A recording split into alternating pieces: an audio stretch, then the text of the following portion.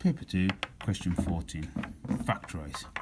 Okay, factorize is it's the opposite of expanding brackets, and it's finding the highest common factor, which will go into both of these two, and then take it out and then put brackets in there.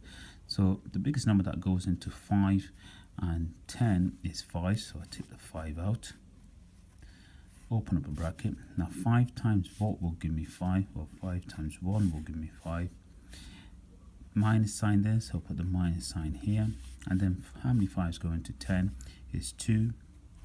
Now there was no letter that was common in both of them because that was just a number, so that's got m in it, so I must put m with this 2 and then close up the bracket. If in your head you want to double check this, you could just expand out the bracket, so times everything inside the bracket by the number aside. 5 times 1 is 5, and 5 times 2m is 10m with the minus sign. So happy with that. Next one, we've got 2a squared b plus 6ab squared. Now if you want, what a little trick I told the lads is, first of all, have a look at 2 and 6. So think about what is the highest common factor in 2 and 6 is 2. So I could rewrite this and put that as 2. Now a squared is a times a. There's just b there. Then I'll put the plus.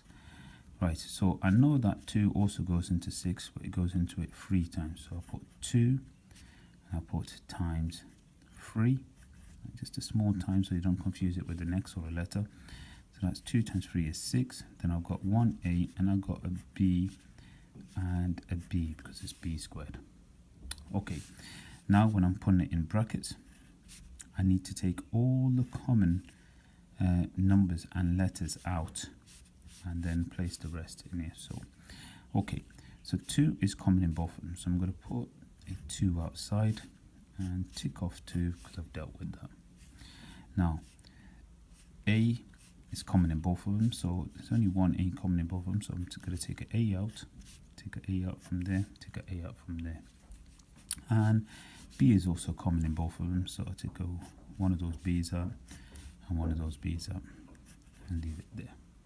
Okay, so I've took 2ab out. What's left on the left hand side is a. Then between those is a plus sign, and what is left here, there's a 3 and a b, so I'll put 3 and a b there. And in my head I can double check it that 2ab times a is 2a squared b, which is what I want, and if I expand this and times that by 3b, I'll get 6ab squared, 6ab squared, so I've got that. So